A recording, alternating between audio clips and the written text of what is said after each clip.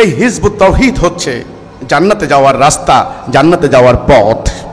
আল্লাহর পক্ষ থেকে এই মুক্তির বার্তা চলে এসেছে, মুক্তির সনদ চলে এসেছে। সেটা হচ্ছে তাওহীদ, লা ইলাহা ইল্লাল্লাহ। এটা ঈমান। এই ঈমান যারা আনবেন তারা হবেন মুমিন। মুমিনের ওলি আল্লাহ, অভিভাবক আল্লাহ।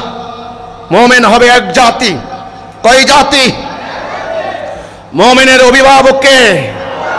আল্লাহ এক, রাসূল এক, কোরআন কয়টা? একটা। তাহলে মুমিন জাতি হবে কয়টা? একটা। মুমিনের নেতা কয়জন? একজন। মুমিন কার হুকুম মানবে? আল্লাহর হুকুম মানবে। মুমিন কি ঐক্যবদ্ধ নাকি টুকরা টুকরা হয়ে যাবে? ঐক্যবদ্ধ। মুমিন কি সেরা জাতি না গোলাম জাতি? সেরা জাতি। মুমিনের সমাজে শান্তি হবে না অশান্তি হবে? এই শান্তির নাম ইসলাম। তাহলে মুমিনের ধর্ম কি? ইসলাম। ইন্নাদ-দীনা ইনদাল্লাহিল ইসলাম। একমাত্র আল্লাহর নিকট গ্রহণযোগ্য, আল্লাহর নিকট অ্যাকসেপ্টেবল, আল্লাহর জন্য কবুলযোগ্য একমাত্র ধর্মই হচ্ছে ইসলাম। তাহলে মুমিনের ধর্মটা কি? মুমিনের দল কয়টা? নেতা কয়জন? মুমিনের নেতা একজন। মুমিন কার হুকুম মানবে? মুমিনের কলেমা কি হবে? লা ইলাহা ইল্লাল্লাহ, লা ইলাহা ইল্লাল্লাহ। এই কলেমা উচ্চারিত হবে গগন বিদারী শব্দে, শহরে নগরে বন্দরে, রাস্তাঘাটে হাটে বাজারে, মার্কেটে দোকানে, কৃষি জমিতে, কল কারখানায়, ইন্ডাস্ট্রি ফ্যাক্টরি, গৃহিণী শ্রমিক অফিসার শিল্পপতি সকল জায়গায় একটা কলেমা উচ্চারিত হবে, লা ইলাহা ইল্লাল্লাহ, লা ইলাহা ইল্লাল্লাহ। হুকুম চলবে কার? আল্লাহর হুকুম কি প্রতিষ্ঠা করবেন? যারা আল্লাহর হুকুম প্রতিষ্ঠা করবেন তারা হবে মুমিন। কিভাবে প্রতিষ্ঠা করবেন? ঈমান আনলাম। ঈমানকে আনছেন? সবাই ঈমান আনছেন? আপনি যেখানে আছেন ওখান থেকে বললেই যথেষ্ট। আপনার ভিতরে খবর আল্লাহ জানে। আমার হাতে হাত দেওয়ার দরকার নাই, গামছা দেওয়ার দরকার নাই, আমার টাকা দেওয়ার দরকার নাই। আপনি শপথ করবেন আল্লাহর সঙ্গে, এই অঙ্গীকার আল্লাহর সঙ্গে অঙ্গীকার। আপনি কি ঈমান এনেছেন? আপনার ভিতরটা আলোকিত হয়ে যাবে, অন্ধকার দূর হয়ে যাবে। আপনি মানুষকে আর ভয় করবেন না, আপনি আল্লাহকে ভয় করবেন। আপনি সর্ব অবস্থায় আল্লাহর নিয়ামত দেখতে পাবেন। আপনার হৃদয়ের মধ্যে সার্বক্ষণিক আল্লাহর হুকুম জারি থাকবে, এটার নাম জিকির। কাজেই যদি আপনি সত্যিকার অর্থে মুমিন হন, সত্যিকার অর্থে ঈমান আনেন, আপনার হৃদয় আলোকিত হয়ে যাবে, নূর হয়ে যাবে। আল ইসলামে হাক্কুন আল কুফরে বাতিলিন, আল ইসলামে নূরুন আল কুফরে জুলমাত। ইসলাম হচ্ছে আলো, নূর।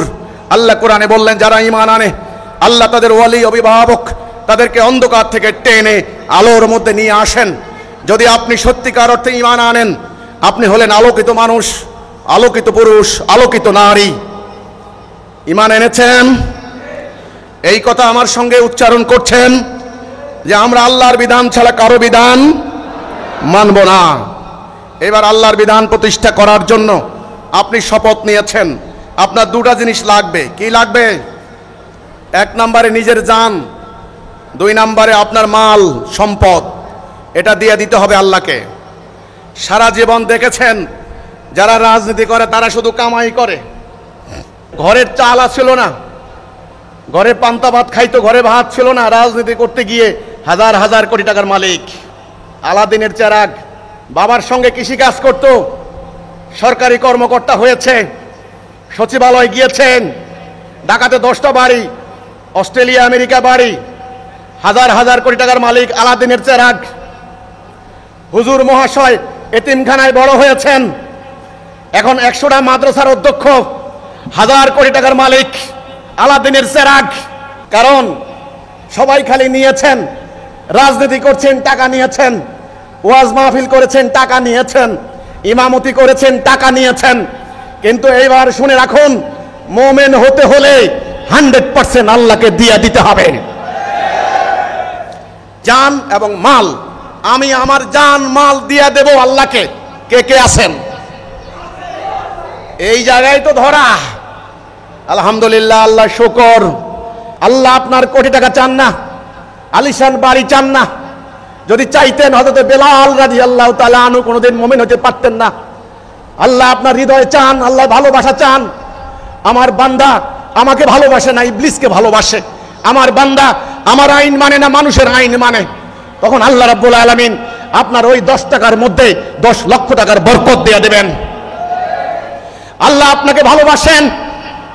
যদি অনেক পয়সাওয়ালা লোক আল্লাহর ভালোবাসা পাইতো, তাহলে সুমাইয়ার মতো দরিদ্র লোক, আম্মারের মতো, ইয়াসিরের মতো মানুষ রাসূলুল্লাহর কথায় জীবন দেওয়া লাগতো না। আল্লাহর ভালোবাসা হৃদয় দিয়ে, আল্লাহর ভালোবাসা অট্টালিকা দিয়ে নয়। আমার কথা হচ্ছে, আপনারা কি জান মাল আল্লাহকে দিতে চান? আল্লাহকে দেবেন সত্যিকার অর্থে? যদি আল্লাহকে দিতে চান, যদি আল্লাহকে দেবেন, প্রশ্ন হচ্ছে কোথায় দিবেন, কার কাছে দিবেন? বিরাট প্রশ্ন।